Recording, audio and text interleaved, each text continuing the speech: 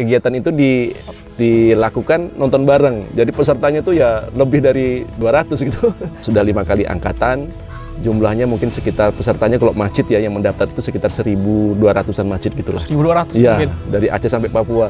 Selain di nasional itu juga kita sering itu peserta itu dari Australia. Wallahu alam, tapi hari ini banyak sekali masjid-masjid yang melakukan hal-hal yang di luar kebiasaan. Jiswabnya tuh naik ribuan persen gitu. Ribuan persen. Auzubillahiminasyaitonirrajim. Bismillahirrahmanirrahim. Assalamualaikum warahmatullahi wabarakatuh. Alhamdulillah, kali ini saya bersama Kiai Haji Beni Sulastyo, biasa kita sapa dengan sebutan Bung Ben. Siap. Nah, ini nama akrabnya teman-teman.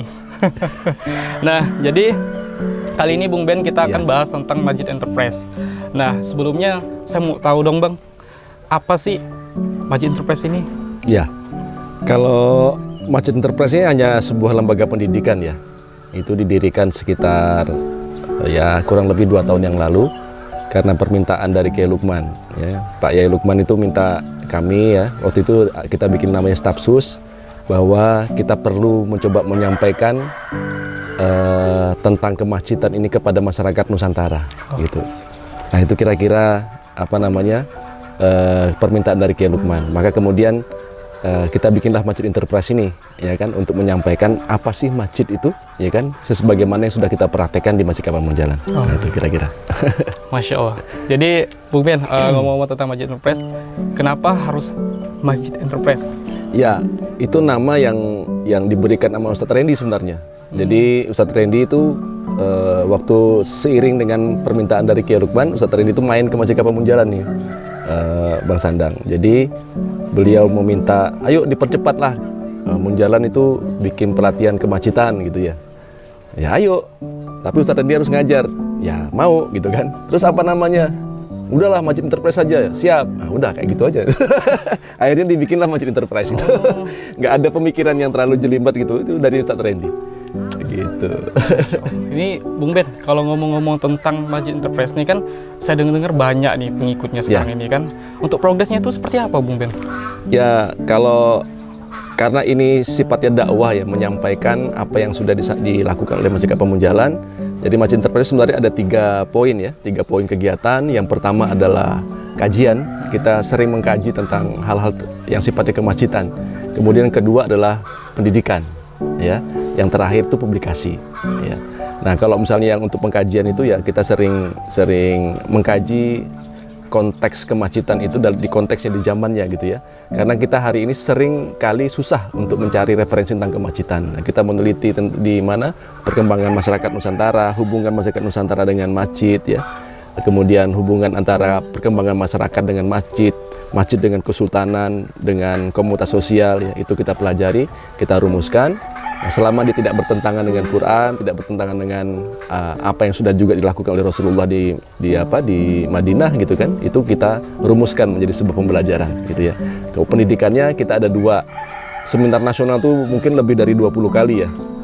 Seminar nasional kita laksanakan dalam setahun setengah terakhir ini, lebih mungkin malah lebih ya, 20 kali lebih. Kemudian belum lagi diskusi-diskusi biasa gitu ya, yang mengundang beberapa narasumber, penggiat-penggiat masjid ya. Kemudian untuk pelatihan itu kita sudah angkatan kelima ini, Bang Sandang. Angkatan kelima ini pesertanya rata-rata per angkatan itu antara 200 sampai 250 masjid ya. Nah, cuman sekarang ini ada tren menarik ya. Kegiatan itu dilakukan nonton bareng. Jadi pesertanya tuh ya lebih dari 200 gitu. Setiap masjid kadang-kadang ada 5, 10, bahkan ada yang sampai 20-an itu nonton bareng tentang kemasjidan. Nah itu progresnya seperti itu. Jadi sudah 5 kali angkatan. Jumlahnya mungkin sekitar pesertanya kalau masjid ya yang mendaftar itu sekitar 1.200-an masjid gitu lah. 1.200 ya, mungkin? Dari Aceh sampai Papua. Kemudian di nasional ini juga, selain di nasional itu juga kita sering itu peserta itu dari Australia, dari Qatar, ya bukan orang ini ya, bukan orang-orang asing, tapi orang Indonesia yang beraktivitas di luar negeri. Nah, itu dari Australia, kemudian dari Qatar ya, kemudian dari Malaysia, dari Brunei, Jepang juga ada ya.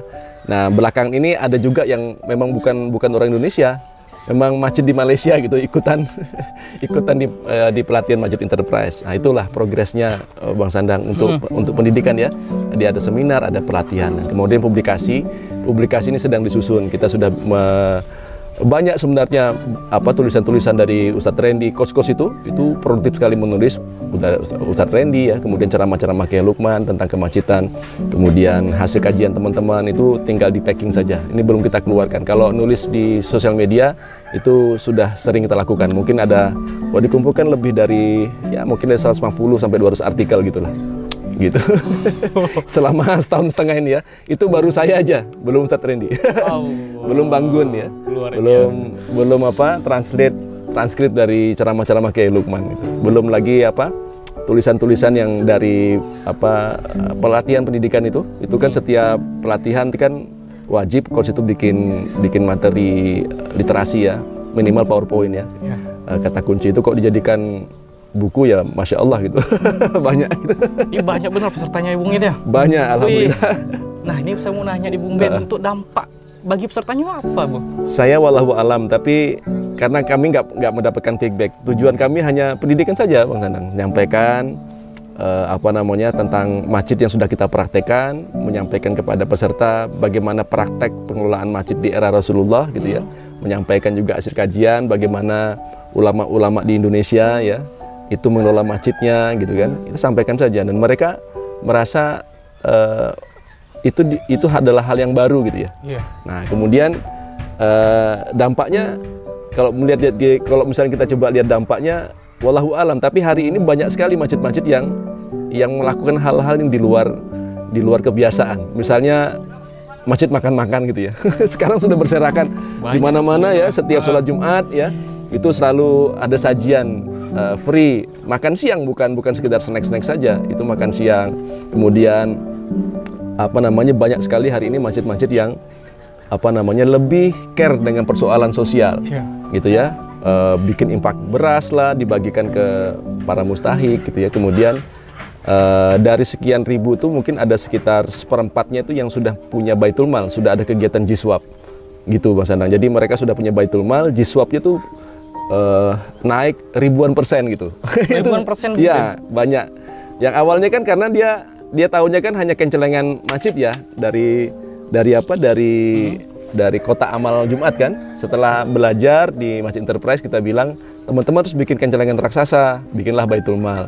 Yang awalnya kencelengan itu hanya menghasilkan 3-4 juta gitu kan. Ada yang bahkan sampai 1 miliar dalam 3 sampai 4 bulan itu kan, dari zakat, infak, sedekah dan wakaf. Kenapa bisa seperti itu ya, kita sampaikan bahwa masjid itu sebenarnya borderless. Artinya jiswab itu bisa dari mana-mana. Tapi kalau misalnya kencelengan kan hanya mengandalkan jamaah sholat Jumat kan. Nah itu kalau itu saya nggak bisa menghitung ya, banyak sekali yang testimoninya jumlah jiswabnya itu meningkat ribuan persen gitu ya, ribuan persen. Berarti mungkin di atas 10 kali, 20 kali gitu. Gitu. Oke. Ini Bung Ben, kalau ngomong-ngomong tentang Masjid Enterprise kan, kalau saya searching itu, Masjid Enterprise ini kan geraknya itu waktu itu masih di masa-masa Covid ya. Nah, masalahnya di masa-masa Covid ini kan orang banyak redup usaha-usahanya, aktivitasnya dan segala macam itu tidak mampu bergerak lagi. Tapi kenapa Masjid Enterprise ini malah ngangkat gitu? Nah, itu saya mau tanya ini, gimana? Ya, yang pertama ini bukan kerja saya, bukan juga kerja teman-teman Masjid Kapal Munjalan. Ini memang semata-mata karena Allah yang bantu gitu ya. Berkahnya masjid Mas Sandang ya. Jadi memang kita nggak juga kepengen besar-besarin, nggak ada sama sekali niat seperti itu. Pokoknya niatnya tulus, kepengen nyampaikan apa yang sudah kita praktekkan, amalkan ya. Kemudian ditambah kajian-kajian untuk memperkuat argumentasi bahwa apa yang kita lakukan ini sudah dilakukan oleh ulama-ulama masa lalu, ya kan? Itu saja sampaikan gitu ya. Jadi nggak ada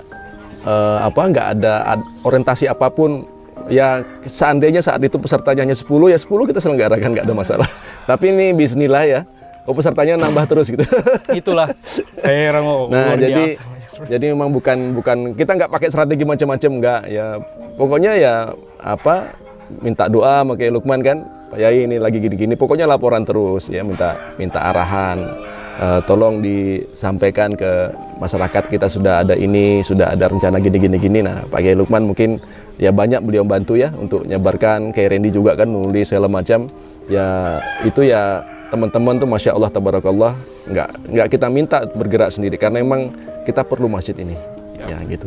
Itu kira-kira. Jadi nggak ada strategi khusus itu Bang Sandang. Masya Allah, luar biasa Masjid Enterprise. Bangkit di saat orang redup. Oke, nih Bung Ben, pesan untuk pengurus masjid di seluruh Indonesia itu apa Bung Ben? Ya, hari ini Bang Sandang, banyak orang yang salah paham dengan masjid gitu ya. Masjid ini samurai, kata Kiai Lukman. Ya, samurai itu berarti senjata yang sangat luar biasa. Tapi karena tidak paham, samurai ini hanya digunakan untuk motong bawang. Jadi ngiris bawang, kemudian bikin bawang goreng gitu ya. Nah, padahal masjid ini Masya Allah tabarakallah diberikan kepada umat muslim ya kan untuk digunakan demi memakmurkan jamaah, memakmurkan umat, melakukan transformasi sosial, terus macam-macam. Nah, itu dicontohkan oleh Rasulullah gitu. Jadi jangan berpikir bahwa masjid itu adalah bangunan saja, ya kan? Rasulullah itu sampai wafat masjidnya nggak ada kubahnya, Bang Sandang. Belum ditehel, kemudian belum dicat ya, nggak ada mimbar ukir-ukiran itu, nggak ada ukir-ukiran. Tapi dakwahnya Masya Allah, dan beliau mampu menjadikan masjid sebagai pabrik manusia. Jadi istilah pabrik manusia dari Kiai Lukman, yang betul-betul menciptakan manusia yang betul-betul super gitu. Coba siapa yang bisa nandingin kebijaksanaan Abu Bakar misalnya kan, Umar bin Khattab ya, kemudian Utsman bin Affan, Ali bin Abi Thalib, pengusaha seperti Abdurrahman bin Auf, ya kan, panglima perang seperti Khalid bin Walid, kemudian Usama bin Zaid yang umur 15 tahun bisa memimpin puluhan ribu pasukan, itu dari masjid gitu. Bukan masjid yang butuh kita yang butuh masjid gitu. Karena tidak ada lagi lembaga atau organisasi ya, atau mungkin sarana juang yang lebih dahsyat dibandingkan masjid gitu. Jadi kita yang butuh masjid ya. Kalau kemudian tidak yakin bahwa masjid ini lebih hebat dibandingkan organisasi sosial, politik segala macam, ya belajarlah. Cari tahu gitu kan. Nah, kalau kami sudah meyakini tidak ada organisasi, tidak ada sarana juang yang lebih hebat dibandingkan masjid, maka kita yang butuh masjid gitu. Jadi bukan kemudian kita jadi sebagai seorang pengurus masjid ya sekedar ya mendapat predikat saja. Oh, aku ketuanya, saya sekretaris, saya bendahara, enggak gitu. Jadi kita betul-betul menjadikan masjid ini sebagai sebuah sarana juang gitu. Ini pesan saya ya, karena memang sangat luar biasa. Kita juga sudah merasakan betul betapa masjid ini mendatangkan keberkahan ya, bukan saja bagi pengurus, buat masyarakat ya. Yang hari ini kita coba lihat ada 500.000 anak yatim dan santri penghafal Quran yang disuplai makanannya setiap hari loh ya. Ya, 850 ton.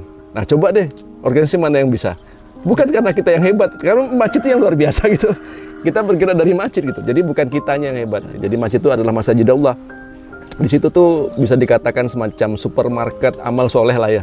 Ya semuanya dilakukan di masjid, dari sholat ya kan, kemudian belajar Quran, kemudian menyebarkan kebaikan untuk masyarakat sekitarnya ya, kemudian juga melakukan bisnis ya, buka lapangan pekerjaan untuk masyarakat, itu bisa di masjid, nggak ada masalah di masjid. Maka kita mengajak teman-teman, ayo satu ya kan, coba rubah mindset tentang masjid ini. Nah, supaya tidak salah kaprah dengan tidak salah paham dengan masjid sebagai sebuah bangunan, kita sebut ini Masjidullah. Jadi ekosistem masjid itu kita sebut dengan Masjidullah. Apa itu? Ya kan, yang pertama, setelah Baitullah jangan berhenti bikin Baitul Quran.